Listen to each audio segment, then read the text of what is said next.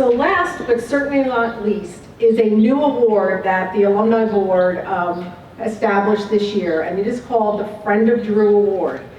And it's given by the Drew University College Alumni Association Board of Directors for exemplary and sustained service to the university, and in recognition of loyal and active support for the mission of the university by a member of the greater Drew community. And I'm very pleased to announce that the first recipient is John Perry Leavell, as we all know him.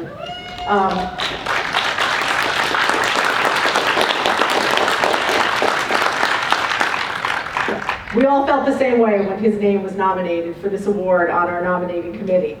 He has taught history at Drew for 40 years. I took a class with him my sophomore year, spring of 1982, History 125, and it was an excellent class, as you would well expect from Perry Leavell. He was recognized as the William R. Keenan Jr. Professor of History Emeritus. An endowed fund was established to honor his extraordinary service to the university. At his suggestion, the fund provides internship and research stipends for history students, making it possible for them to accept internships or pursue research projects that are largely unfunded. Perry recognized that this would strengthen the history department by attracting promising students who would then enrich the program with their experiential learning and advanced study. Of course, Perry presented many times during reunion at the Alumni College programming, and he's participated in tons of presidential election panel discussions over the years, and I know we've all really loved participating in those with him. And it's my honor to congratulate Perry Leavell, the first recipient of the Friend of Drew Award.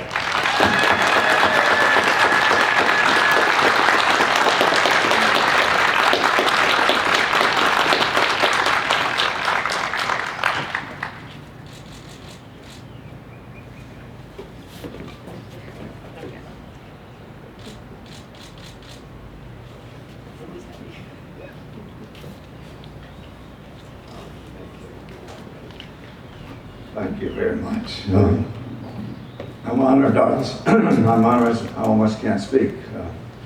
Thank you. Maybe before I say what I came here to say, a couple of quick comments. One, this is almost sacred ground to me. I've been here for about 40-odd graduations, and my wife and I were married right here some 40 years ago. It's a special place and will always be a special place. Let me just one other quick comment before I say. I've attended many of these events, been you out there watching and listening, watching former students, etc. I've never seen them move so fast as they are today. In the heat, you should be grateful. They have really moved quickly. And indeed, I feel like I'm a little long, but I'm going to go into what I got. One other comment, sort of background. At 40 years at Drew, I never once read a lecture. I never once read a talk.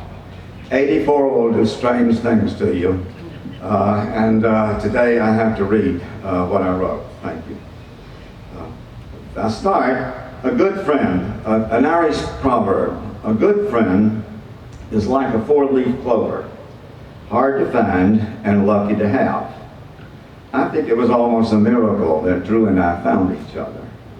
In the spring of 1967, the chairman of the history department at Tulane University approached me and asked, Perry, you have completed your requirements for a PhD and you're looking for a job.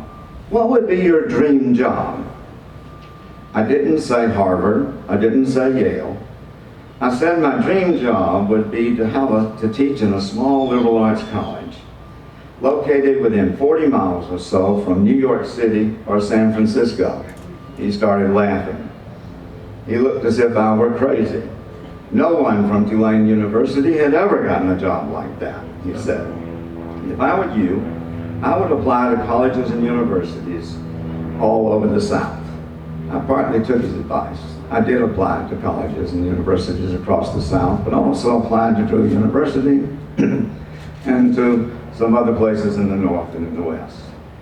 From Drew's perspective, it was almost as unlikely that I would be hired as it was from Tulane's experience. Most faculty members at Drew had PhDs from Columbia, NYU, the University of Pennsylvania. That pattern was changing at the time, but change was slow. Almost no one was from the West or the South.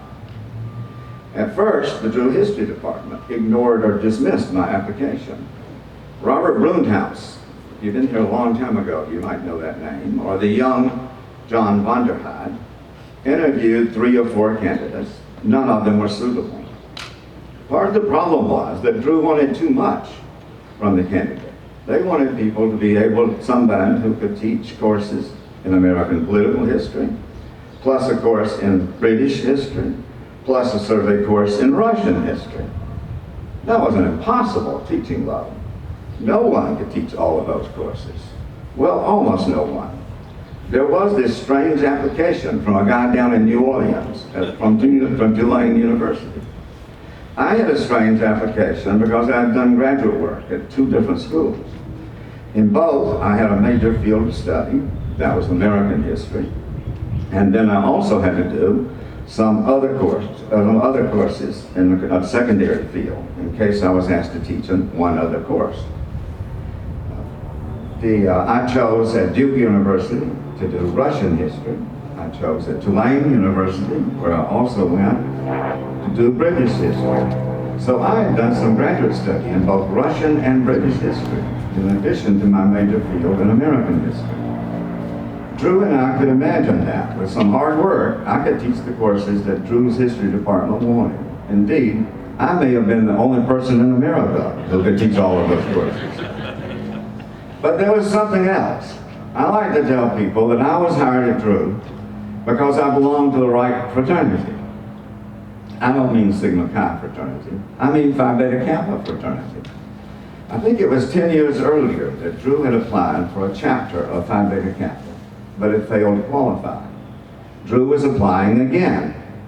And if it was rejected again, Drew would have to wait another 10 years before they could apply again. Nobody wanted to lose the chance to get a Phi Beta Kappa chapter.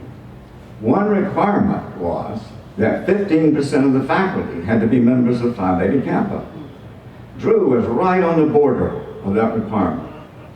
Desperate to succeed, the dean wanted to add at least one more faculty member with Phi Beta Kappa credentials. So I was hired and came to Drew in the fall of 1967, and soon thereafter, Drew received a chapter of Phi Beta Kappa. 2 months into my first chapter, I called my mother and father on the phone.